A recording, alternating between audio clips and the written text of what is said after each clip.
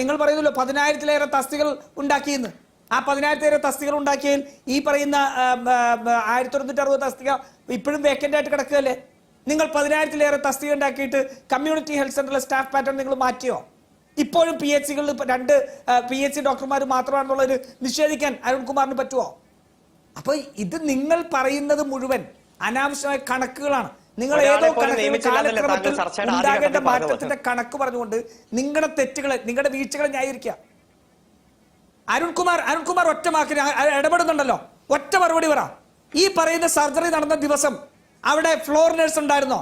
അരുൺകുമാർ പറ. അത് അന്വേഷണ സംഘം കണ്ടെത്തട്ടെ. അതിനാണല്ലോ അന്വേഷണം വച്ചിരിക്കുന്നത്. ഒരു ഓപ്പറേഷൻ തിയേറ്ററിന്റെ ഉള്ളിൽ ആരൊക്കെ ഉണ്ടായിരുന്നു എന്ന് ചാനൽ ചർച്ചയിൽ വെച്ച് എനിക്ക് പറയാൻ പറ്റുമോ? അവിടെ ഓപ്പറേഷൻ നടത്തിയ ഡോക്ടർമാരും അവിടുത്തെ രജിസ്റ്ററും ഒക്കെ പരിശോധിച്ചിട്ട് അന്വേഷണ സംഘം കണ്ടെത്തട്ടെ. സോഴ്സ് ഇല്ല, അവിടെ ഇല്ലാത്തതുകൊണ്ട് ഇതുണ്ടായിരുന്നില്ല എന്ന് വളരെ വ്യക്തമായിട്ട് പറഞ്ഞു. അന്വേഷണ സംഘം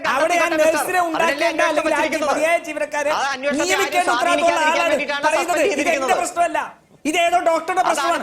നിങ്ങൾ ഡോക്ടറെ ശിക്ഷിക്കൂ, നിങ്ങൾ ഡോക്ടറെ ശിക്ഷിക്കണം, പക്ഷേ മതിയായ ജീവനക്കാരില്ലാത്തതിന്റെ പ്രശ്നം ആരേറ്റെടുക്കും? ആ ഉത്തരവാദിത്തം ആരേറ്റെടുക്കും? നിങ്ങളുടെ ഞാൻ ചോദിക്കട്ടെ, നിങ്ങൾ അരുൺകുമാർ